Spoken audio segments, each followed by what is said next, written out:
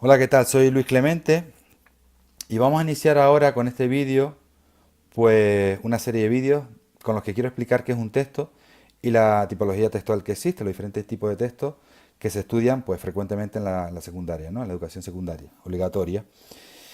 Y para eso me voy a valer de esquemas como este, y en este caso pues este se inicia con la pregunta de cómo analizar las propiedades de un texto, ¿sí?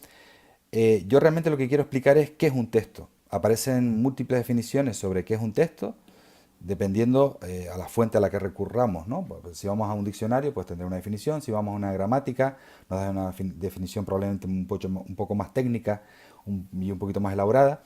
Pero básicamente todas tienen en común que cualquier texto necesita de tres propiedades, que son la coherencia, ¿de acuerdo? La coherencia que tenemos aquí, la cohesión y la adecuación, ¿de acuerdo? Si se dan estas tres propiedades, pues aparecen ya sin ningún problema la claridad y la corrección, ¿vale? Entonces serían como secuencia inequívoca o inevitable, mejor dicho, de que un texto sea coherente, esté bien cohesionado y sea adecuado, ¿de acuerdo? A la situación en la que se utiliza. Empecemos una por una, sin alargarme demasiado porque no quiero hacer un vídeo muy largo. La coherencia. ¿Qué es la coherencia? Bien, cuando pensemos en la coherencia, si yo pudiese pintar aquí una bombillita, pues me gustaría que pensásemos en la coherencia siempre con la bombillita. ¿Por qué una bombilla? Porque la bombilla es la que representa las ideas normalmente, ¿verdad?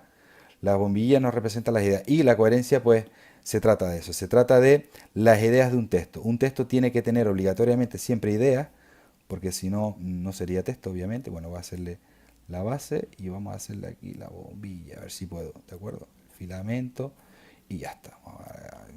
Así como que está iluminada. Bueno, no soy un gran dibujante, pero si nos acordásemos y ustedes supiesen pintar una bombilla de una forma un poquito más atinada que la mía, pues bien.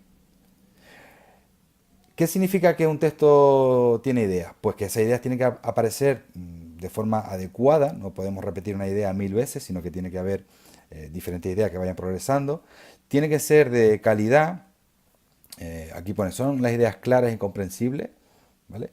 Y como he dicho antes, pues tiene que haber una progresión y una estructuración de esas ideas.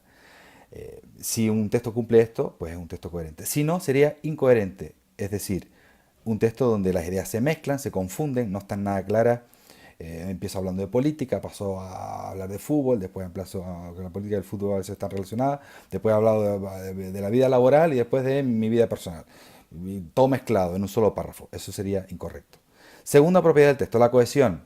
La cohesión me gustaría representarla, vamos a borrar esto un poquito, con una página escrita. Vamos a ver si...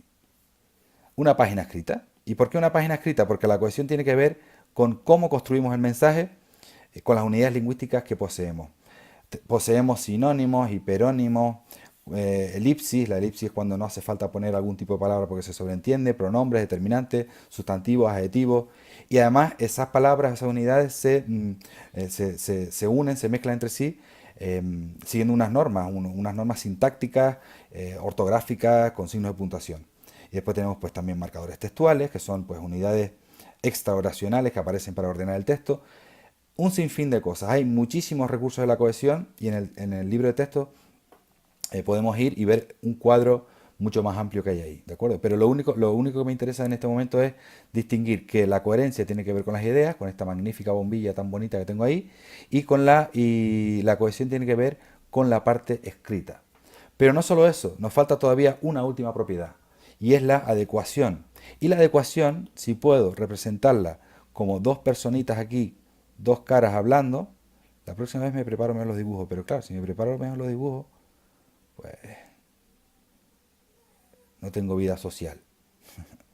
Uy, me salió enfadado y un poquito más, bueno, bla, dos personas hablando, bla, bla, bla. Bien, ¿por qué pongo a dos personas hablando? Pues porque todo texto se da dentro de una situación comunicativa, donde hay un contexto, hay un espacio, hay una relación entre las personas entre la que escribe y el que lee, o entre la que habla y la que escucha. No es lo mismo hablar a un auditorio lleno de gente que hablarle a una persona individual. No es lo mismo hablarle a alguien manteniendo una formalidad y una distancia que hablarle a alguien pues sin esa distancia, ¿no? Porque la situación puede ser más o menos formal. No es lo mismo, no lo sé, no es lo mismo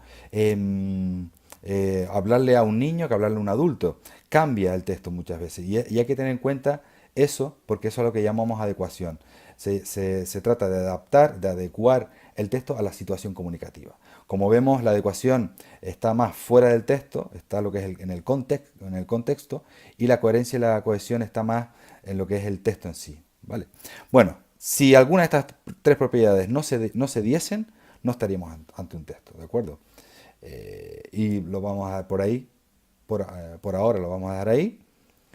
Y como siempre, pues les remito al libro de texto y ahí terminan de ampliar la información, ¿de acuerdo? Venga, un saludo.